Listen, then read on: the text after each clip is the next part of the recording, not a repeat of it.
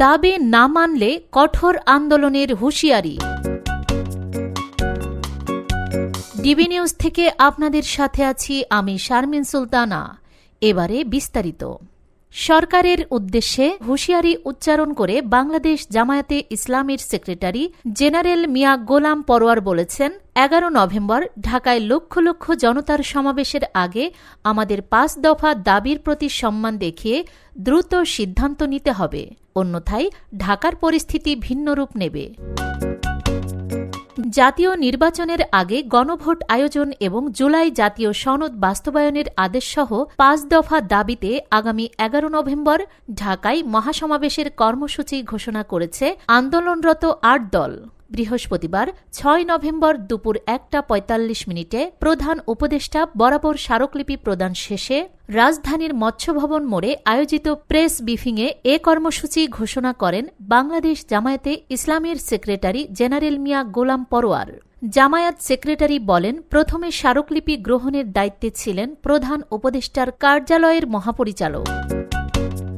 তবে 8 দলের পক্ষ থেকে দাবি জানানো হয় তারা মহাপরিচালকের কাছে নয়, সরাসরি প্রধান উপদেষ্টার কাছেই স্মারকলিপি জমা দিতে চান। পরবর্তীতে প্রধান উপদেষ্টার নির্দেশে শিল্প উপদেষ্টা আদিলুর রহমান 8 দলের স্মারকলিপি গ্রহণ করেন। গোলাম পরোয়ার বলেন, আমরা 8 দলের শীর্ষ নেতৃবৃন্দ শিল্প উপদেষ্টা আদিলুর রহমানের সঙ্গে বিস্তারিত আলোচনা করেছি এবং স্মারকলিপি পড়ে শুনিয়েছি। তিনি আমাদের দাবির সঙ্গে দ্বিমত করেননি এবং জানিয়েছেন যে তিনি এ বিষয়গুলো প্রধান উপদেষ্টার সঙ্গে আলোচনা করবেন। এর আগে সমাবেশে বক্তব্য দেন ইসলামী আন্দোলন বাংলাদেশের যুগ্ম মহাসচিব ও মুখপাত্র মাওলানা গাজী আতাউর রহমান।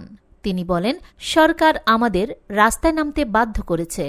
10 নভেম্বরের মধ্যে যদি আমাদের দাবি না মানা হয় তাহলে 11 নভেম্বর ঢাকাকে অচল করে দেওয়া হবে। গণভোট ছাড়া কোনো জাতীয় নির্বাচন হতে দেওয়া হবে না। প্রয়োজনে নির্বাচন 2 মাস পিছিয়ে দেওয়া হোক। এ সময় জামায়াতে ইসলামী, ইসলামী আন্দোলন বাংলাদেশ, খেলাফত মজলিস সহ 8 দলের শীর্ষ নেতারা উপস্থিত ছিলেন।